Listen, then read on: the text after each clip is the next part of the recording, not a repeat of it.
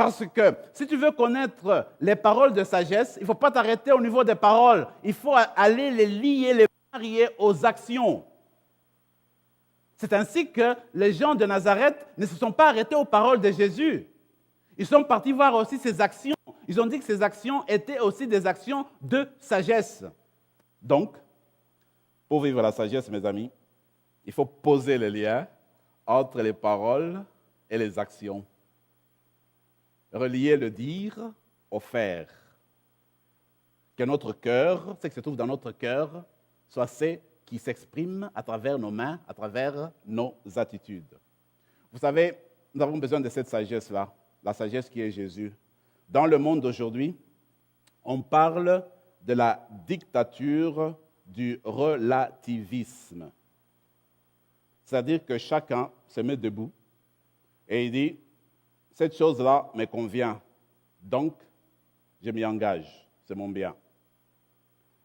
De l'autre côté, celui-là se lève et dit « cette histoire-là, c'est fait pour moi, je m'y plonge.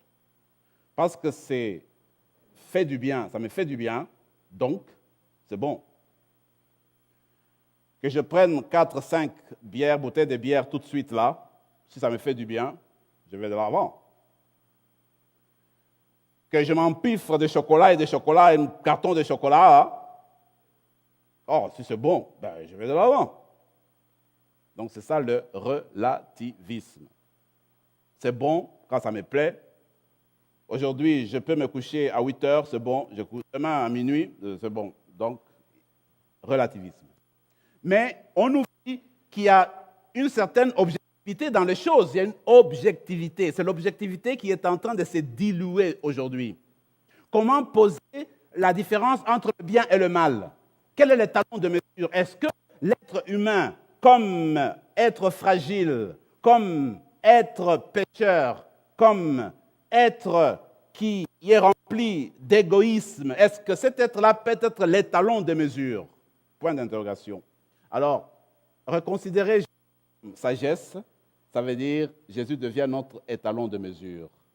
La chose est bonne, c'est une valeur quand elle se marie à la parole de Dieu. La chose est de Dieu quand elle trouve sa place bien insérée dans la parole de Dieu. C'est comme des casse-têtes. Hein? Tu prends la chose, le morceau, quand tu essaies d'introduire à la place, ça n'entre pas. Il ne faut pas forcer. Alors, l'objectivité, c'est prendre la pièce, on la serre dans casse-tête, ça entre très bien. Le relativisme, c'est prendre la chose, on force, on essaie d'entrer même quand ça ne va pas. Alors, si nous voulons vivre selon les valeurs chrétiennes, il faudrait considérer la sagesse qui est notre Seigneur. C'est cette sagesse-là que nous cherchons aujourd'hui, vous et moi. C'est cette sagesse-là qu'on voudrait demander au Seigneur qui vient nous éclairer pour que nous voyions toujours au jour le jour notre voie. La voie qui conduit à lui, la voie qui conduit à la fraternité universelle, la voie qui conduit à la paix, la voie qui conduit à l'entente, la voie qui conduit à vivre les valeurs chrétiennes. C'est la sagesse de Dieu, la lumière de Dieu qui peut nous conduire, qui peut nous aider. Voyez-vous, dans l'évangile de Dieu, il y a quelques gestes que vous aussi pouvez découvrir, mais moi que je propose, qui sont remplis de sagesse. C'est par exemple l'histoire de l'impôt. Rendez à César ce qui est à César. Mais c'est magnifique de voir que ces personnes-là veulent mettre Jésus au piège, tendre un piège à Jésus. Il dit, bon, si, voilà l'effigie, voilà la pièce de monnaie, alors qu'est-ce qu'on doit faire nous autres? Est-ce qu'on doit payer l'impôt à César? Tout le monde savait que les Juifs ne voulaient pas payer l'impôt, et puis c'est normal, ils ne voulaient pas que celui qui occupait leur terre, qu'eux travaillent pour lui, et puis encore payer l'impôt. Tout le monde ne voulait pas, mais ils étaient forcés, ils devaient payer. Maintenant, eux, ils vont poser la question à Jésus publiquement, pour le mettre dedans. S'il dit oui, les Juifs vont dire, qu'est-ce que c'est cette affaire? Et nous devons payer maintenant l'impôt tu vois? Alors, notre Seigneur, rempli de sagesse de Dieu, il dit, remontez-moi encore un peu la pièce. Bon, on lui montre la pièce. Il dit, mais c'est qui l'effigie? C'est de qui l'effigie qui est là? Ben, c'est de César. Et alors, donner à César, c'est qui était César? L'effigie est là, alors il faut le remettre à César. Alors, ouais, je me dis, ben, ça c'est une sagesse divine qui est donnée par Dieu. Ici, il y a plus que Salomon. C'est la sagesse de Dieu. Une autre histoire que j'aime beaucoup, ça se passe au moment de l'arrestation de Jésus, vous vous rappelez. Alors, il est devant le grand prêtre, et puis on lui pose la question. Il dit, oui, mais raconte-nous. C'était quoi ton enseignement? Lui dit, mais vous me posez moi la question, mon enseignement, mais allez demander à mes disciples, à ceux qui me suivaient. Ceux-là seront en mesure de ce que moi, j'ai enseigné, ce que moi, j'ai dit. Pas à moi, il ne faut pas me poser la question à moi. Alors, le serviteur du grand prêtre qui était là, il gifle notre Seigneur et dit, c'est quoi ça, cette affaire? C'est comme ça qu'on répond au grand prêtre? Alors notre Seigneur le regarde, il dit, mon ami, si j'ai dit quelque chose de mal, dis-moi, c'est quoi? Qu'est-ce de mal que j'ai dit? Si j'ai dit quelque chose de bien, pourquoi me frappes-tu? Allez répondre à cette question-là. Oui.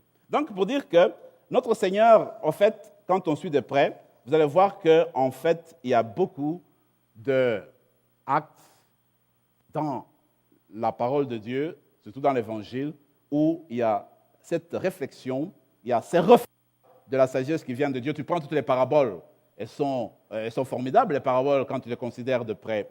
Mais je saute, toujours dans le Nouveau Testament, allons voir Paul. Vous vous rappelez Paul? Pour Paul, le message de Jésus, c'est Jésus crucifié. Ça, c'est le message capital, central. Parce que Jésus nous a sauvés par la croix. Notre Messie à nous, le fils de David qui a été annoncé par le prophète Nathan, c'est un Messie crucifié. Maintenant, il écrit aux Corinthiens. Les Corinthiens, c'était des Grecs, des chrétiens, chrétiennes d'origine grecque. Et il y en avait certains qui étaient d'origine juive. Alors Paul de leur dire, regardez, nous, chrétiens, nous prêchons Jésus, notre Messie, comme étant celui qui a été crucifié, le crucifié. Mais notre prédication sur le crucifié, c'est un scandale pour les personnes d'origine juive.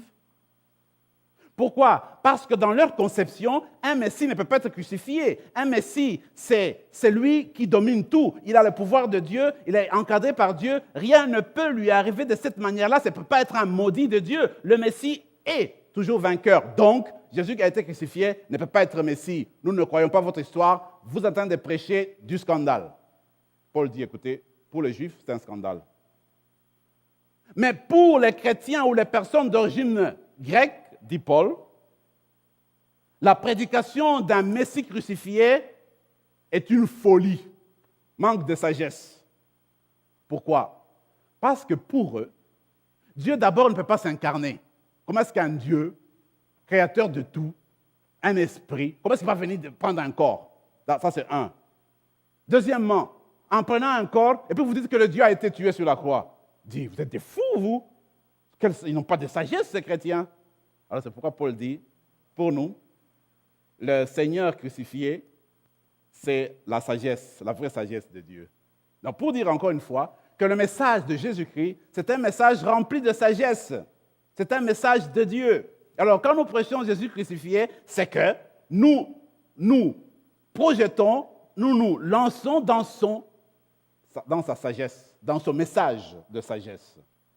Voilà que la sagesse, comme je l'ai dit, c'est une sagesse au fait qui est de Dieu. Donc il faut la considérer comme une valeur chrétienne.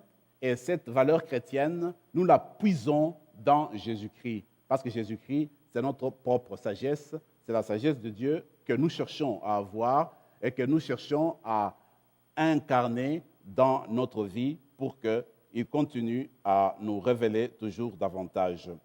Alors, après avoir parlé de la sagesse de Jésus-Christ, nous allons bientôt commencer alors à évoquer comment nous, les disciples, nous devons nous impliquer dans cette sagesse qui est Jésus-Christ. Cette émission a été rendue possible grâce à vous. Foi et Télévision Chrétienne apprécie énormément votre soutien spirituel et temporel. Si vous ne faites pas encore partie du réseau de soutien de Foi et Télévision Chrétienne, nous vous invitons à faire parvenir votre contribution à l'adresse indiquée à l'écran. Que le Seigneur, qui ne se laisse pas vaincre en générosité, vous le rende au centuple.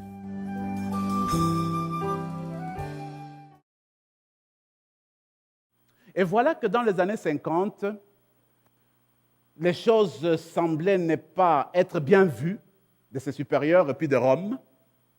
Alors on a demandé au père Congar de ses terres, on lui a refusé d'enseigner, on lui a refusé de prêcher, on lui a demandé d'aller en exil. Il avait une grande renommée, c'était pénible, il avait une grande renommée bien connue dans les journaux, alors on a dû écrire ça, et c'était pénible pour lui. Alors, il a accepté, il s'est tu. Et il est parti à Jérusalem en exil. Il est resté une année, peut-être 2 ans. Et voilà que plus tard, en 58, là, on élit Jean 23 comme pape. Et Jean 23, lui, il a l'idée de lancer le Concile Vatican II. Il dit, allez me chercher le père Congar là. Alors, le père Congar travaillait officiellement et ouvertement, mondialement, sur certaines questions importantes du Concile Vatican II. Et même, il y a beaucoup d'orientations, notamment sur l'engagement des laïcs, sur certains thèmes importants, l'œcuménisme, qui ont été inspirés aussi par le père Congar, sa pensée à lui, pour dire, regardez la sagesse, hein. Il pouvait dire, moi, Congar, du tout, je sors de l'église, je continue à parler, à prêcher, c'est moi. Non. La sagesse de Dieu, il a dit, j'aime mon église, je ne comprends pas comment est-ce qu'il me demande de me taire.